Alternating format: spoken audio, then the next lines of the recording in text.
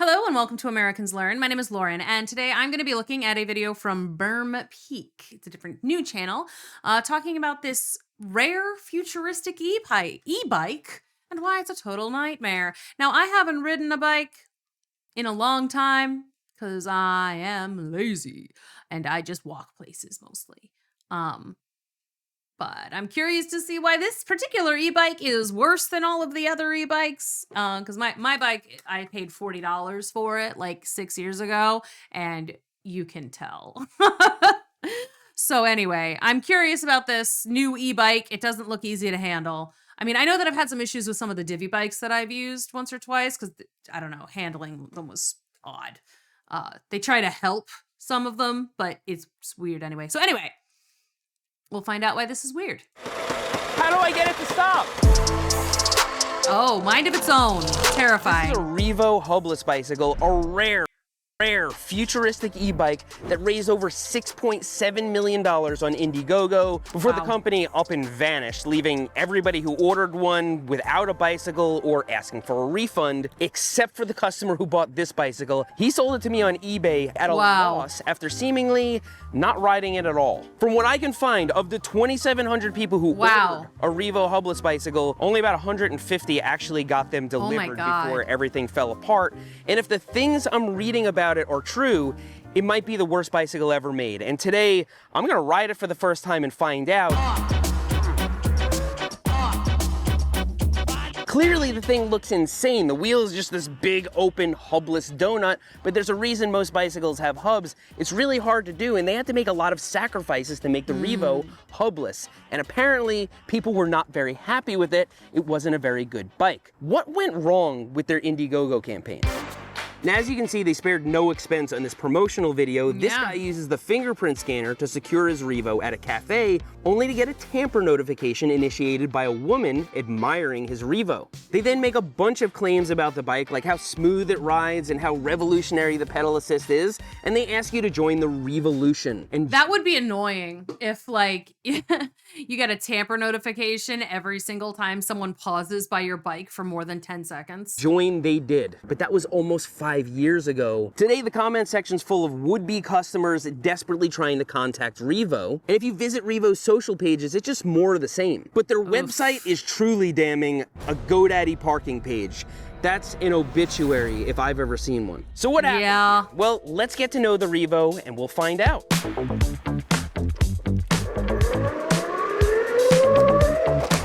Oh, that's a horrible noise. So right now the motor is not on, and with great difficulty I am pedaling it. Can you believe how loud it is? It's so loud. That's crazy. The second you start pedaling this thing, you start noticing a lot of stuff, and I'm gonna try and break it down. Let's start with the wheels, because I think that's a lot of where it's stemming from. Any bike, even e-bikes, they just roll, right? As soon as you stop pedaling, it just rolls on forever. It's like gliding. You just feel the resistance every step of the way on this thing, whether or not you're pedaling. Look at this. Oh. I don't know if you've ever spun a normal bike wheel, but it's very much unlike that. A normal bike wheel has spokes, and then there's a hub in the middle, and that hub is extremely reliable. They haven't changed much in 100 years, and a modern hub, you can restore to like new condition for $1. They just take these little bearings that you can pop in. This has, I don't know, a bearing the entire way around, and so there's a lot more resistance, and I suspect you can't service it because they don't sell parts for it. The company doesn't exist anymore, and it's not like you could rob some parts off another hubless wheel. And so let this sink in. You're done. The entire premise of the Reevo hubless bicycle is that it lacks one of the most reliable moving parts ever made. Certainly one of the most reliable moving parts on a modern bicycle. And in its place, they replaced it with an unserviceable, heavy, complicated, and noisy hubless wheel. Yet, they're making the claim that this bicycle is revolutionary, that it's got a really smart pedal assist, and that it's really smooth. They even advertise its lightweight core. This is one of the heaviest bicycles I've ever picked up in my life. They say it's like 70-something pounds. I think it's heavier. Wow. Underneath this big plastic clamshell That is is likely heavy. just big solid pieces of aluminum and steel. Maybe we'll take it apart later and find that out. But we've got a lot to cover before then because Yeah. I haven't even registered the fingerprint scanner or any of the security features they advertised. So I'm downloading the Reevo app, which still exists because this thing has a whole bunch of features. For example, in here, it's supposed to have a SIM card slot so you can GPS track the thing. There is a built-in fingerprint scanner up here that secures the bike. And if you lock it with the fingerprint scanner, there's supposed to be a wheel lock back here that keeps the bike from going. And so I want to be able to use all that. It's asking me to register a new bike. And so let's see how that works. I think we might actually be able to get this app to work. Oh. 1111. All right, the instruction manual gave me a default pairing code. I'm using that. I'm looking on Reddit threads and I can't get this thing paired. And so we're off to a great start. Now, normally I'd say this is no problem because most electric bicycles have a little display screen that tells you how much battery you have left, how fast you're going, what assist mode you're in. But on the Reevo, I've never ridden an because it's electric high bike. tech, they want you to use your smartphone. Everybody loves that. And as you can see here, they give you some adhesive to attach your smartphone to the handlebars. So the phone's all mounted to the handlebars. We got the Reevo app running. Let's start talking about how this thing actually functions as a bike. And one of the first things you're gonna notice when you start riding it after you've absorbed the noise and the terrible ride so loud. is how hard it is to stop. I'm gonna go a reasonable speed down this bridge and I'm gonna start applying my brakes right here. Let's see how long it takes me to stop. That was a full-on emergency stop. I had both of my entire hands on the brake levers, gripping them as hard as I could, and it could barely stop the bike.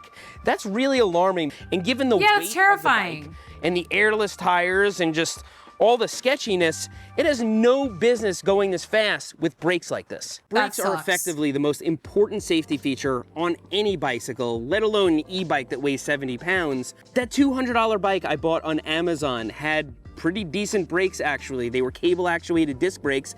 This doesn't have a hub and so it can't have rotors and so can't have disc brakes. So they're using cheap caliper brakes like you would find on, I don't know, a kid's bike from the early 1990s, except that bike is stopping a little kid going 5 miles an hour. This is supposed to be on the speed bump. Oh my God, that took all my might. Ugh. Ugh. You like, this seems like the kind of bike you might have to bail out on. Like, oh my God. Oh my God. And so I've already mentioned several times that this is in fact an e-bike, and so let's talk about that. An e-bike is supposed to pedal like a normal bicycle and then also have electric assist, and so it should do both. And as you can see, there's no chain or sprockets or anything down here. The drivetrain's all inside it, and presumably everything that makes this wheel go kind of is enclosed in here, except on this thing, it is extremely difficult to pedal. Very inefficient. And then when you stop pedaling, it stops almost immediately. And so let's be honest, nobody's gonna be using this as an analog bicycle. You're gonna be using electric assist because it is so hard to pedal without it. It's not even on the table. But it's a terrible e-bike too.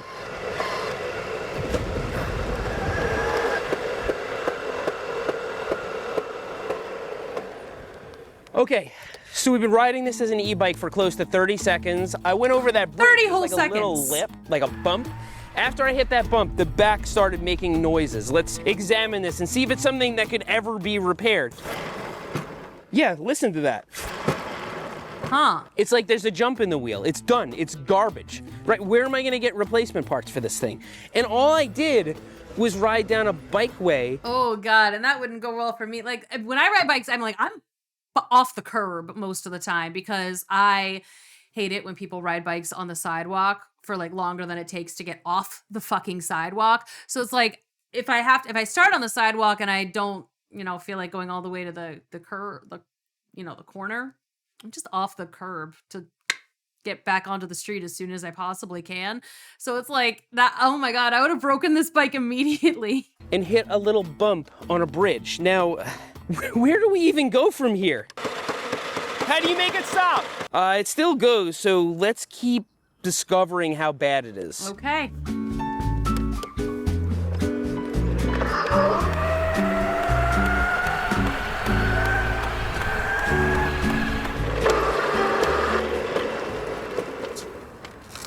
Guys, I had a whole video planned here. Like, I spent money on the bike and I was planning on selling it afterwards. Now it's broken.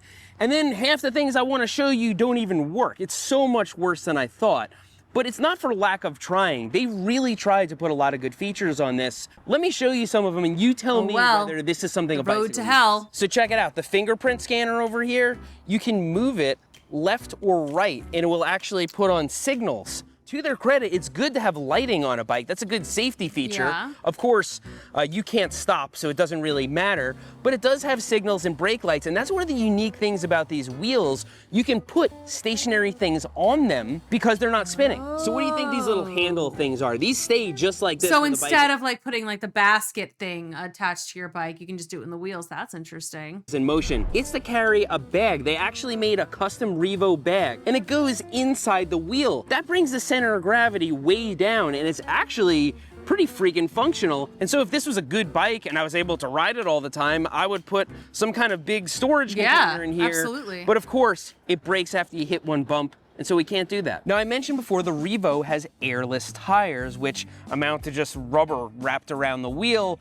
But if it did have pneumatic tires, if they did take air and you had to change one, I don't think you'd have to take the bike apart at all. Look at this. The wheel on the front, it's just attached on one side and it's all open over here. You can access the entire tire. Okay. And they've done the same thing on the rear. It's open right over here. I appreciate how he's like, this is a nightmare bike, but I get what they were trying to do, and some of these ideas are good if they could be implemented better. I think that's cool. I think I like the fairness of his review here. So if this was a normal bike, you'd be able to air it down, use a tire lever, and just take the tire straight off.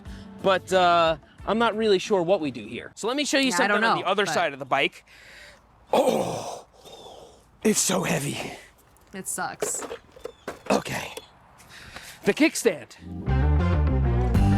So they call this an invisible kickstand because you flip it up and it just melds into the frame. You can't see it at all. Pretty cool styling, actually. It's just one of those things, like, why do you care?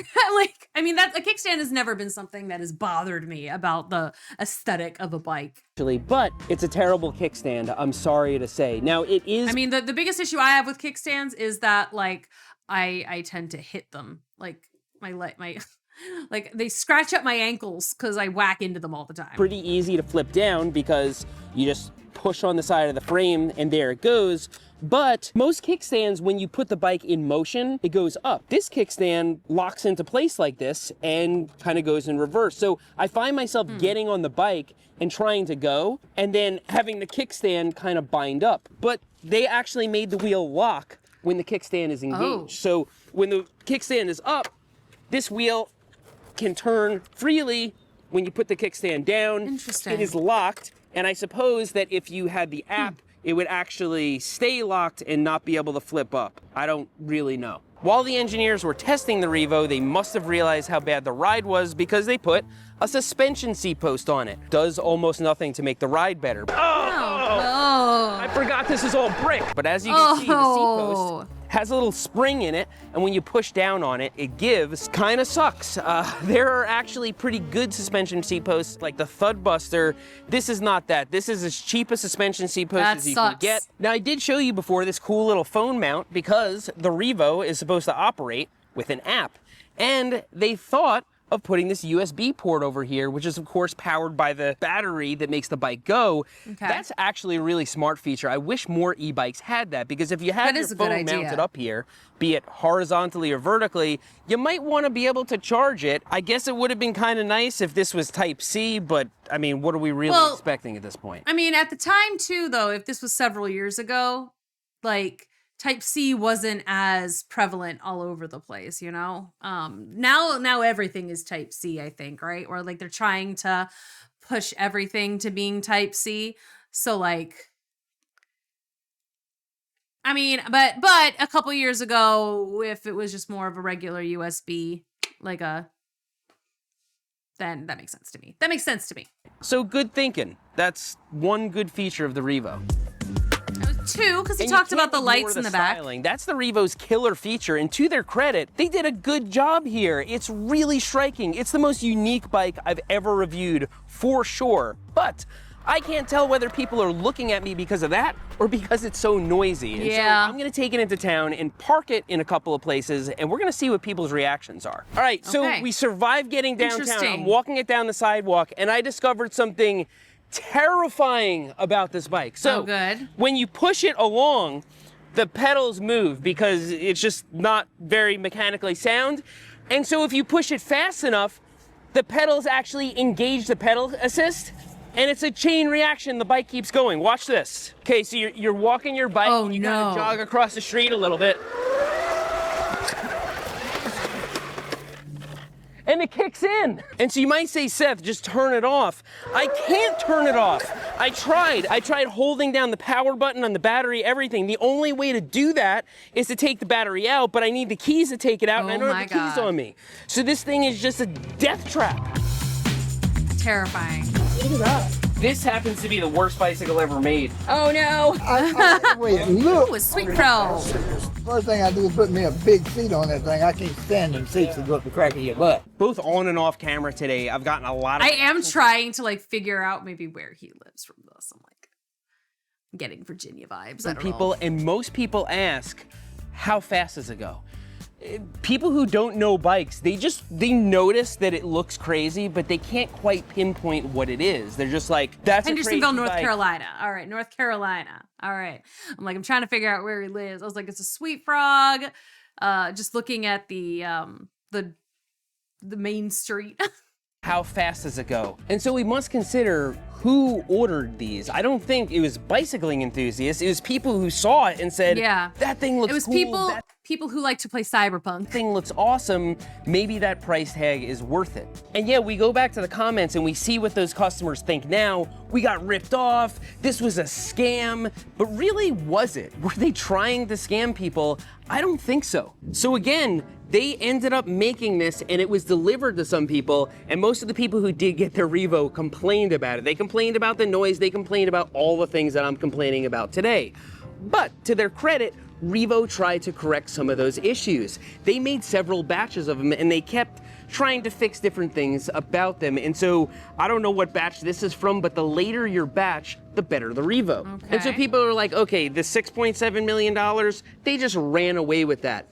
I don't see how they could have done that because they actually produced the bike. And so there was engineering, there was tooling. That is true. I feel like it's not like they did make the thing, and that if they made different batches and they actually tried to fix it, I don't know if I would call that a scam. I feel like there's been things out there that are scams where they made a thing, but like barely, and then they never tried to fix it. Those are scams. But like this, I don't know. I mean, it seems like they tried. They had some good ideas.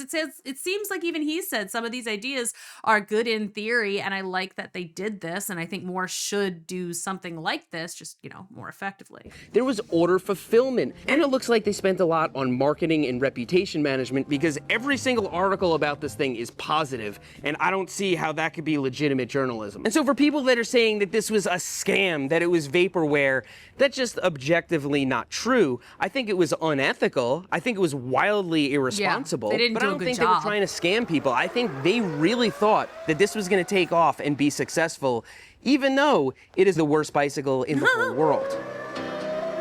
Yep, you're gonna die on the railroad tracks. So what this bike really seems like to me is a prototype that never made it out of the prototype phase. They just started manufacturing these prototypes and sending them out to people. This is what a product would look like from a legitimate company before it goes through 3 or 4 rounds of polishing to fix all the problems. And so if you were flying on got the wall behind excited. the scenes, They what you would tried probably too see much too is them soon. just rushing it out the door, just justifying it. It's not that bad. Yeah, it's got a really bad ride, but we put that suspension seat post on it, so it's good now. Runs like a prototype. It's as easy to find replacement parts for as a prototype. Yeah. Look, if you sign into a crowdfunding site and you back something, you're taking a risk, especially if it's something as experimental as this. But just disappearing and leaving all your backers in the dark, Yeah, that sucks. that's pretty unethical. That That's pretty sucks. crappy. And so we can And that's why people think that it was a scam. It's like, again, I don't know that I would necessarily qualify it as a full-on scam, but shit behavior, absolutely. The fact that they didn't tell anybody really what was going on, and it's like, I understand if they like can't pay people, like give people refunds, because again, it's crowdfunding. It's basically tip, you know, it's charity. It's like, it's not the same thing as, you know, you bought you bought something like full on, I'm paying for this object, I'm paying you $600, and then I never receive the object and I never hear from you again. That's like, it's different. For some of these people anyway.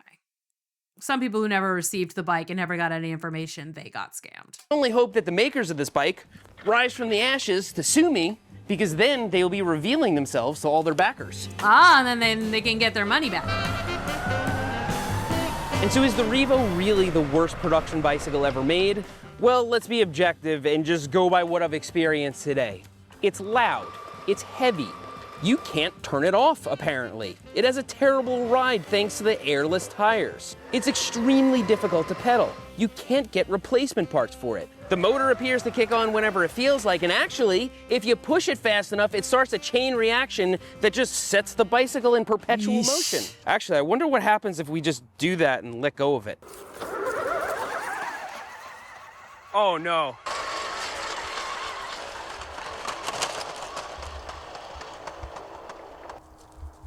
Well, experiments. You gotta do them.